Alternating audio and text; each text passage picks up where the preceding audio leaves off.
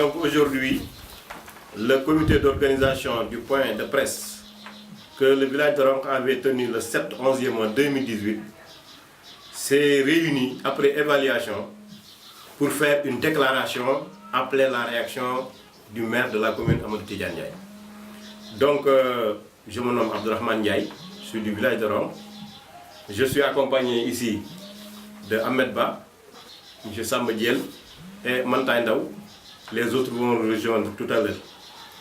Donc nous avons tenu à vous présenter cette déclaration pour recadrer le maire de la commune. Donc le village de Ronkh a tenu un point de presse le 7-11e mois 2018 avec la participation de toutes les couches de la population, notamment le chef de village et les notables.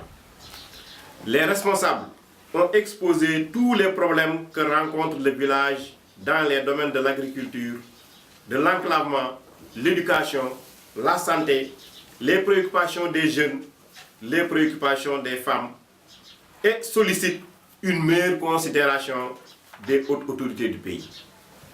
Le maire de la commune, se sentant responsable quelque part et coupable à bien des égards, a réagi aussitôt par voie de presse en ligne et a essayé de répondre aux différentes questions soulevées lors du point de presse.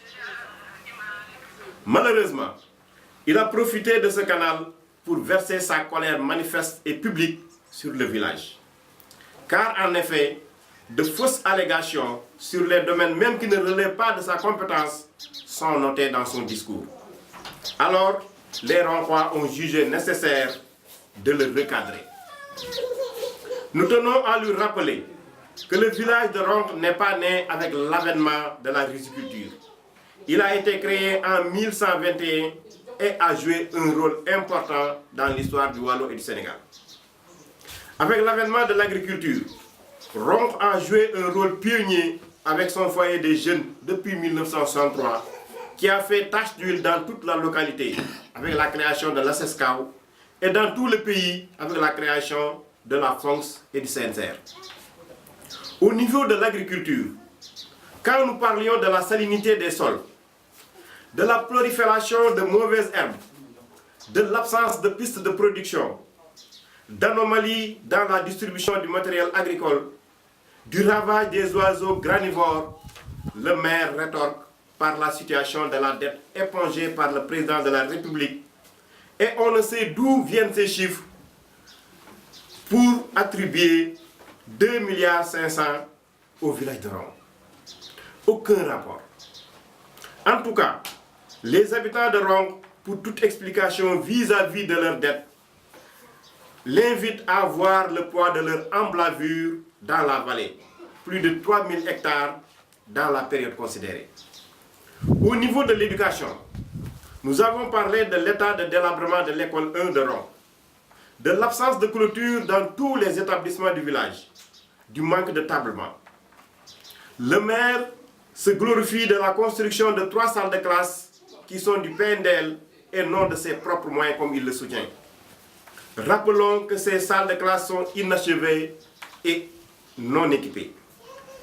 Le maire nous parle de manuels qu'il a octroyés au collège. Notons que ce sont de vieux manuels hors programme que les partenaires donnent en général. Ce n'est pas la première fois que nous recevons de tels manuels. Possibilité de vérifier sur place avec à l'appui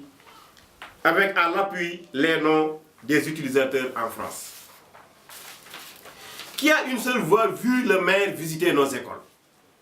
Rappelons que le lycée est une vieille doléance dont les premières démarches, très avancées d'ailleurs, ont été faites par ses prédécesseurs.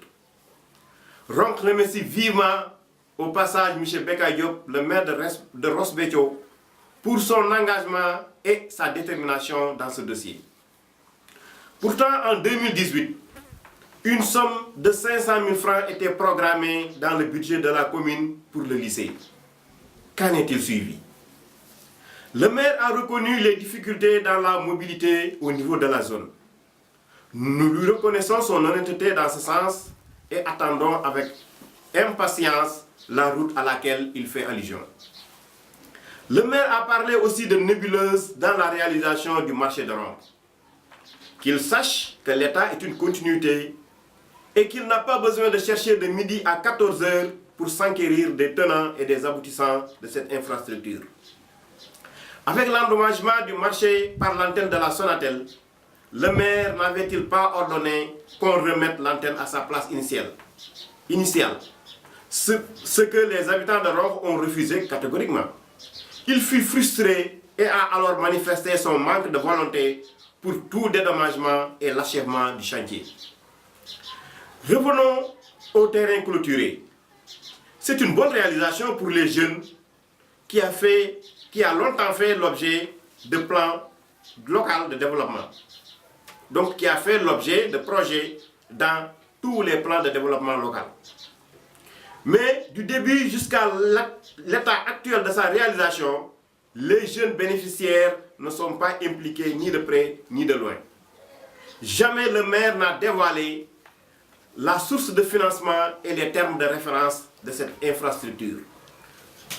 Pourtant, c'est grâce à l'AGETIP que nous avons obtenu cette infrastructure. Entre autres, il a parlé de l'état civil, projet qu'il a hérité de ses prédécesseurs avec études et financements bouclés. C'est par son manque de volonté, problème d'électricité seulement, que l'état civil n'est pas aujourd'hui modernisé. Les machines risquent d'être détériorées, les ordinateurs. Notons que l'état civil, la maison communautaire et le centre foncier n'appartiennent pas au village de Ronkh, mais à la commune entière. Dans le domaine de l'éclairage public, ce fut un moment l'insécurité totale dans le village. En attestent les attaques à main armée que nous avons subies. Les habitants étaient obligés de cotiser 500 francs par ménage pour régler ce problème face à l'insouciance du maire. Monsieur le maire, nous sommes conscients que la commune ne se réduit pas au seul village de Ronkh. Cette commune compte 22 villages officiels et non 45. Mais en termes de population, n'oubliez pas que Ronkh fait plus de 8000 habitants, soit environ 25% de la population. Monsieur le maire, si vous voulez savoir en 32 ans, depuis la communauté rurale de Ross Sénégal, avec la clairvoyance de M. Abdoulaye Diop, jusqu'au dernier découpage de 2002, avec la démarche participative de Moussa Diop, ce que les fils de Ronkh ont fait dans cette localité, il faut interroger les statistiques dans le domaine agricole, avec l'aménagement et la gestion foncière, dans le domaine de la formation, y compris la tienne, dans le domaine de l'hydraulique, avec l'accordement en eau dans les coins les plus reculés de la commune. Toute la zone sud avec plus de 238 millions. Dans le domaine de l'éducation, il y avait un maillage exceptionnel de la zone en école élémentaire. La création de 4 collèges, la dotation des écoles en table-banc de 2006 à 2012, soit plus de 45 millions dépensés.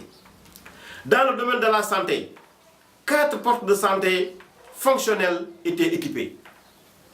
Au moment où le partenariat était une branche concertée, efficace, contrairement à aujourd'hui avec des partenaires découragés. Il faut voir les partenaires de Commercy, de Rézé ou bien le plan tout près de nous. Ils sont tous découragés. Monsieur le maire, nous sommes des Sénégalais à part entière. Nous avons le droit de demander une meilleure prise en compte de nos préoccupations, relevant du niveau central comme du niveau local. Nous tenons à vous rappeler que nous ne sommes pas encore à l'heure du bilan de mandat.